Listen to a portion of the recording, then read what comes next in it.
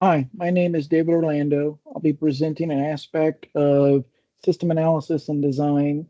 The element I'll be covering today is object-oriented analysis and design modeling methods.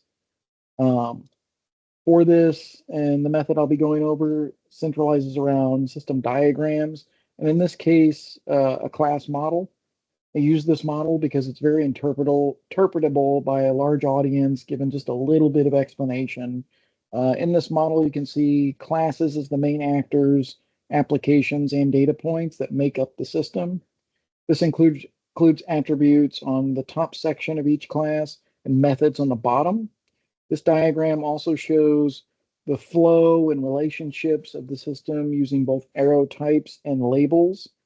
Overall, this diagram presents the structure of the entirety of the system, which you can gain a lot of insight from. This includes risks and where the system most likely needs to be secured. Um, the kind of pros of this type of modeling diagram is that it's very valuable because it can be interpreted by program managers and other groups that are part of maybe the system development team. Even with a non-technical audience, there's usually only a small amount of explaining that you need to do to reach understanding. It also shows a good amount of detail without being overwhelming or giving information overload. This type of model can also be referenced and used for really nearly any future aspect of the system implementation. Conversely, and depending on the complexity of the system, the class diagram can become too detailed and less helpful as that detail grows. So then they're not as scalable sometimes. This type of diagram also lacks a bit of the business logic, the rules, and the operational conditions that might be involved with the new system implementation that's going on.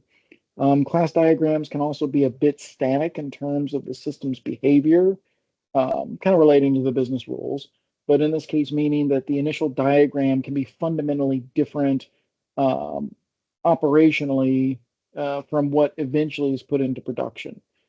This can also often come from misrepresentations of class relationships, from the beginning of the system design to the end of the design process, meaning like the relationships in this diagram can change with the way the arrows work and the way that the one to many and many to many relationships actually operate with the system. So in closing, object-oriented analysis and design models are very useful. And depending on the need in the given moment, you could use all of them or any of them. This is why having multiple or even all of them for a given system can be useful and maybe both in the beginning and over time as the system evolves. This doesn't mean that you build every diagram for every system, but it does mean that you can expect to use as many as are necessary, useful, and often, in many cases, required. This concludes my presentation. Thank you for reviewing. I look forward to feedback.